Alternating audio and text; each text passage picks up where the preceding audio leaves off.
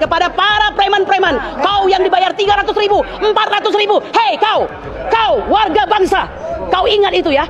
Yang ada di Banten itu adalah anak cucumu. Kecuali kau memang orang yang direkayasa untuk hadir di sana. Kami katakan, jangan kau katakan kau berani sampai kau melawan kami, emak-emak, dan kami advokat More PTR PIK 2. Allahu Akbar.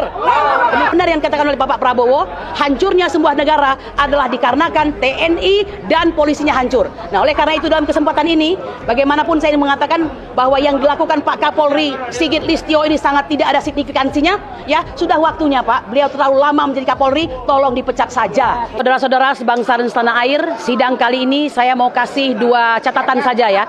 Pertama, ada asas yang bernama kontante justisi, yang artinya bahwa keadilan itu dibayar secara tunai, bukan nyicil ya. Nah, artinya apa? Ini adalah dasar daripada azas peradilan yang berbiaya murah, sederhana, dan cepat. Tapi kita tahu sidang kelima masih begini-begini saja. Kami sudah menunjukkan kooperatif ya kepada pengadilan, di mana tadi perwakilan dari Erlangga Hartarto pribadi ya, itu tidak memberikan surat kuasa yang asli karena masih di bawah diurus begitu, kita terima nggak masalah. Tapi ketika kami mengupayakan agar satu kawan kami ya, pengacara yaitu Bang Samsir Jalil untuk masuk dalam tim advokasi, itu oleh yang mulia kita ini tadi mengatakan harus semuanya memberikan surat kuasa. Padahal sudah pasti ya, sudah pasti tanpa penolakan akan diterima sebagai kuasa daripada More PTR PIK 2. Betul atau tidak? Saudara-saudaraku sekalian, saya ingin mengulas yang lalu ya, bahwa pada saat ini yang lagi heboh itu adalah pagar laut. Meskipun pagar laut ini nampaknya ya ini diselesaikan dengan sangat lamban. Ada apa dengan lamban ini? Apakah ini ada suatu modus jahat penyelamatan Aguan dan Antoni Salim serta kawan-kawannya dan kroni-kroninya? Saya kira patut diduga sangat demikian ya. Ini seakan-akan memberikan suatu kode keras bahwa negara ini tidak dipimpin oleh rakyat, melainkan dipimpin atau didikte oleh Aguan dan oleh Antoni. Betul atau tidak? Nah, oleh karena itu kami ingin mengatakan sudahi ini semua ya, sudahi semua hal-hal yang keliru ini, karena sesungguhnya pasal 33 mengamanatkan bumi, air, laut semuanya adalah dalam kekuasaan negara dan dipergunakan untuk sepenuh-penuhnya untuk rakyat kita ya. Nah, oleh karena itu ini sudah sangat jauh melampaui daripada kekeliruan tersebut.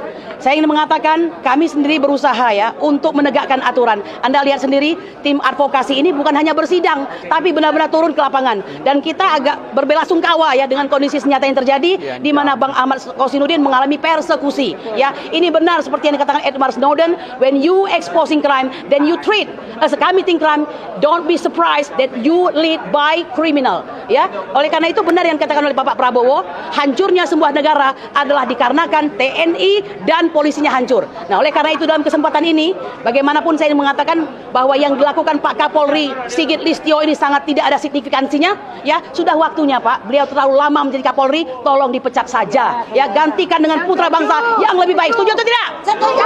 Oleh dan yang kedua, saya minta besok jika ada lagi aksi ya untuk membela warga Banten, tolong Bang Ahmad Kosinudin, Bang Azam Khan atau siapapun ini diamankan. Nggak boleh jalan sendiri-sendiri. Betul atau tidak? Ya, nggak boleh lagi. Dan saya memberikan peringatan keras kepada para preman-preman. Kau yang dibayar 300.000, 400.000. Hei kau warga bangsa, kau ingat itu ya. Yang ada di Banten itu adalah anak cucumu. Kecuali kau memang orang yang direkayasa untuk hadir di sana. Kami katakan, jangan kau katakan kau berani sampai kau melawan kami, emak-emak, dan kami advokat More PTR PIK 2. Allahu Akbar. Demikian subhanallah kabil izzati amma yasifun wa salamun alal mursalin walhamdulillahirabbil alamin. Merdeka! Merdeka! Bang Azam.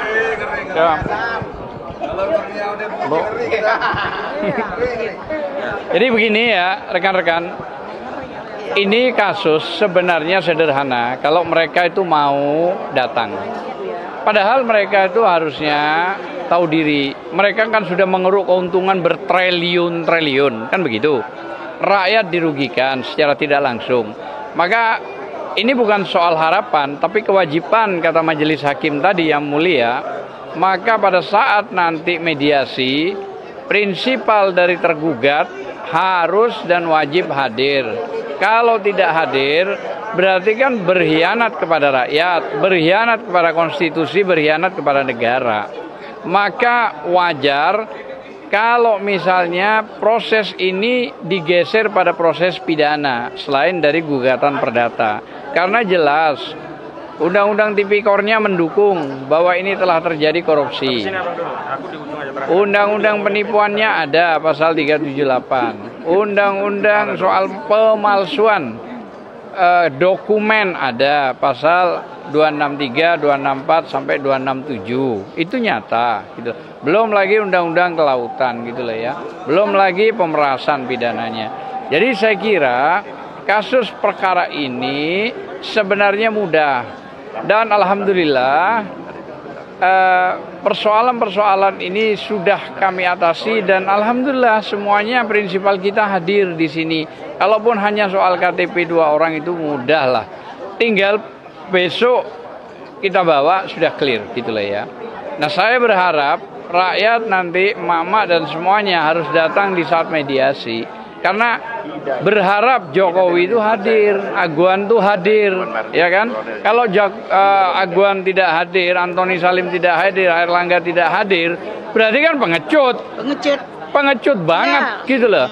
Mereka sudah makan dari kekayaan negara kita. Ya tahu Kak, salah. Ya, luar biasa dimakan dengan uang yang bertriliun-triliun ya, ratusan triliun ya. Kalau mereka tidak hadir, tidak mempertanggungjawabkan itu atas gugatan kami, berarti bukan cuma sekedar pengecut, itu sudah berkhianat luar biasa. Dan saya kira Kapolri juga harus cepat, karena apapun Anda disorot oleh rakyat secara luas. Jadi kalau Kapolri tidak melakukan tindakan, Kapolda tidak melakukan tindakan, sudah nyata bahwa ini ada permainan. Jadi artinya ada setan laut yang bermain di sini gitu loh ya. Saya kira mungkin itu aja, kita akan tunggu minggu depan bagaimana langkah itu akan diputus. Nah, silakan Bang Juju. Bang Juju, nanti Bu Julia. Ya, silakan Bang. Agak geser ke sana. Nah, biar terrekam kamera, biar tertangkap kamera. Nah. Assalamualaikum warahmatullahi wabarakatuh. Ya, rekan-rekan advokat semua dan aktivis. Seperti kita sudah informasikan oleh rekan-rekan yang lain bahwa sidang hari ini sebetulnya hanya upaya-upaya administratif saja ya, dan dari penggugat maupun tergugat melengkapi kelengkapan administratif mereka. Tapi paling tidak menurut saya, jadi sebetulnya gugatan kami secara perdata ini ya, menurut kami tidak terlalu efektif. Kenapa? Seharusnya dari awal kita sudah bisa, atau katakanlah para penegak hukum ya, apakah itu pihak kejaksaan, pihak KPK, begitu ya, itu atau kepolisian RI ya, sebetulnya sudah bisa menyelidik ataupun menyidik kasus ini. Unsur pidana jelas, pasal 1 KUHP ya menyatakan bahwa ada katakanlah bukti permulaan yang cukup gitu ya. Ya, tindak pidana yang sudah jelas ini, kita harusnya mereka bergerak gitu. Sampai detik ini pihak kepolisian juga tidak serius menyidik. Tidak ada pihak kepolisian berupaya untuk memanggil atau menyelidiki mereka. Bahwa kami dengar ada yaitu pihak kejaksaan baru akan menyelidiki kasus ini. Sementara dari Departemen Kelautan dan Perikanan sudah melakukan itu, tapi kan sifatnya baru administratif. Jadi jelas menurut kami unsur pidana ini jelas ini, jelas ada unsur pidana. Contohnya apa? Yaitu misalnya penipuan, ya, kemudian unsur penggelapan, dokumen maupun fakta-fakta. Bagaimana mungkin laut dikatakan oleh mereka, wah taninya dulunya ini adalah daratan, sesuatu yang tidak mungkin, sesuatu mustahil, dan saksi-saksi penduduk di sana juga mengatakan dari mana itu. Dan faktanya adalah laut itu sudah dipeta-petakan sedemikian rupa, ya, dipetakan saja, tapi tidak mungkin itu suatu daratan tadinya, dan itu sudah dikeluarkan semua aktanya. Jadi saya lebih menyoroti bahwa seharusnya siapapun itu, penegak hukum, kejaksaan maupun KPK, kepolisian bergerak. Polisi sampai sekarang masih diam aja. Bagaimana nih Pak Tito Karnavian ya? Itu ada apa sebetulnya ini? Atau karena udah dibikin kantor di PIK 1, PIK 2, dibikinkan kantor ya? Udah dikasih seneng. Dikasih kesenangan katanya Ibu. Fasilitas kantor besar gitu kan, lagi dibangunin. Walaupun belum jadi tapi sudah dibangun itu, dan tidak bersuara, tidak bunyi. Oleh sebab itu Tito harus segera diganti saja, udah kelamaan. Nggak ada prestasinya Tito Karnavian sampai sekarang. Rekan saya Husainuddin kemarin dikeroyok nggak jelas polisi. Masa polisi malah bilang dipukul sama preman. Lah, ke polisi kok dipukul sama preman kan nggak mungkin. Seharusnya dia mendamaikan, mengamankan rekan advokat. Rekan advokat jelas punya kekebalan hukum dalam melaksanakan tugasnya yang harus dilindungi juga. Jadi begitu, kalau saya tetap mengarahkan agar kasus ini bisa kita proses secara pidana. Kejaksaan atau siapapun itu, KPK atau kepolisian harus mulai menyelidiki. Serius. Kalau mau didukung oleh rakyat. Presiden Prabowo dalam hal ini harus memerintahkan KPK atau memerintahkan kejaksaan atau memerintahkan kepolisian harus segera menyelidiki kasus ini.